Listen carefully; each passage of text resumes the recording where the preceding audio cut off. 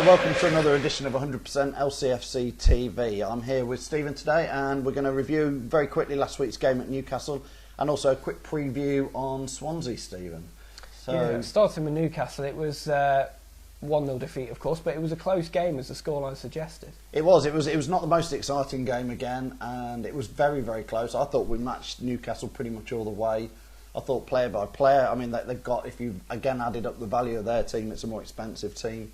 And away at St James's Park with 55,000 Newcastle fans, who, to be fair, I thought they'd get on Pardew's back, but they seemed to stick pretty much together. Didn't give him too much grief even at half-time when it was 0-0. So I think they sort of cheered their team on pretty well, and I thought we matched them really closely. Yeah, towards the end, certainly the goal seemed to spring Leicester into life because they had to go for it, and they did pin Newcastle back in that last 15 minutes, just couldn't find the goal. Couldn't find the goal, and very disappointing to let in that goal because it looked like they just came at us with that ball and the defence just seemed to stand back, and when you allow a player to come from the halfway line and then allow him to have a shot on the edge of the box, it's always disappointing because there was 10 seconds of chances to tackle him anywhere further away than just on the edge of the goal, and to allow him to have the shot, which was deflected, so Schmeichel didn't stand much of a chance. It's a disappointing goal to let in, so I'll be interested to see if Pearson's going to change the team tomorrow. I know you've had your selection yesterday in the tactics video. I'll be interested to see if he is going to tweak with the defence a little bit, because if it's one thing that Leicester haven't managed to do this season is keep, apart from one clean sheet, is to seem to stem that flow of goals. So I'll be interested to see if he's going to bring Vasilevsky in tomorrow. Maybe go for a back five. I don't know. Swansea a good attacking side, aren't they? Yeah. I mean, in the tactics video, I said the defence would stay the same, but he would probably bring somebody extra into the midfield. So to block out the midfield. Yeah, try and pack the midfield and stop Swansea from playing that way. I brought Andy King in, but everybody's a little bit unsure as to who's going to come into the side anyway. Do you think it could be five in midfield?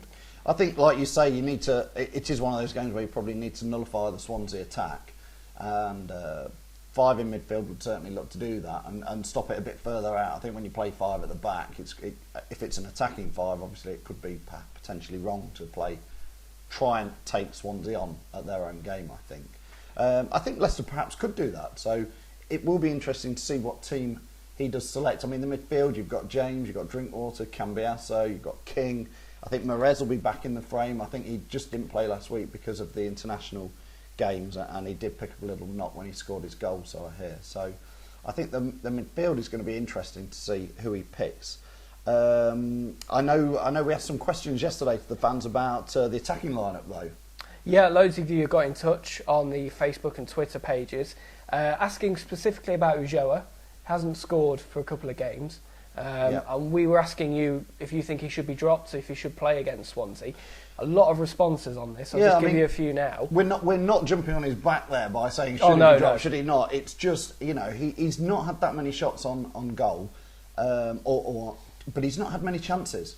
But the chances he's took really well. So you could argue he's been prolific when he's had a chance. Yeah. So I think it's an interesting one whether he's going to be the sort of player who needs to play every week, and he is for sure your starting striker or not. But let's hear what the fans had to say.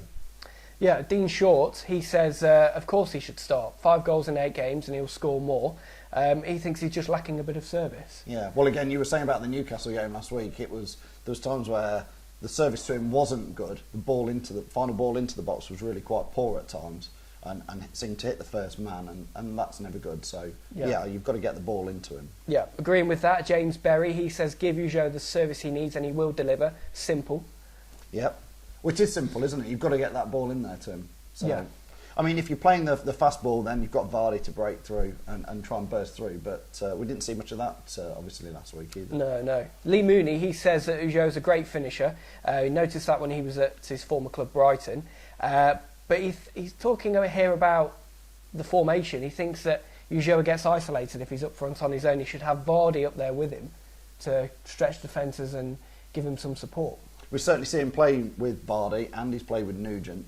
It'd be interesting to see, maybe even if one of the new signings, we've not seen anything of Nick Powell, who was signed from Man United on transfer deadline day. Lots of good reports about him being a good prospect. So could tomorrow be the game where he gets chucked into the mix, maybe with Ulloa? Yeah, and Ed completely disagrees with the question. He says, what a stupid question. Yep, he has a phenomenal strike and goal rate, and when he has a bad day, the team looks mediocre. Yeah, I mean, it is a stupid question in some ways because he's up there. I think he's third highest scorer in the Premier League at the moment. So you could argue, what the hell are we even debating it for? Just interesting to see that he hasn't had that many chances or that many shots. And whether the way we're playing with him is quite working in the last couple of games against Newcastle and Palace and Burnley. So, any further comments? Jonathan Smith, he says he's been one of our best players and we have to start him. Yeah, I think most fans would stick with that. I really do. I think most people are going to say Ujela makes the starting team up. There's been other discussion still about Ben Hamer and Kasper Schmeichel as well. Should Vasilevsky come in? So I think tomorrow's lineup's going to be quite an interesting one, whether Pearson does start to shake things up. We wouldn't really want to pick up no points again tomorrow, although going to Swansea, I think we'd all say it'd be a pretty tough place to go with their form and themselves sitting, I think, in the top, certainly in the top 6 of the division. So yeah, I think you'd be quite happy with a point. If you could take a point now, you would in that situation. We've got 2 home games coming up against Sunderland and West Brom in the reverse order. So we'd certainly be looking to pick up home points there. So from Stephen and from myself, from 100% LCFC TV, we'll catch up with you after the match.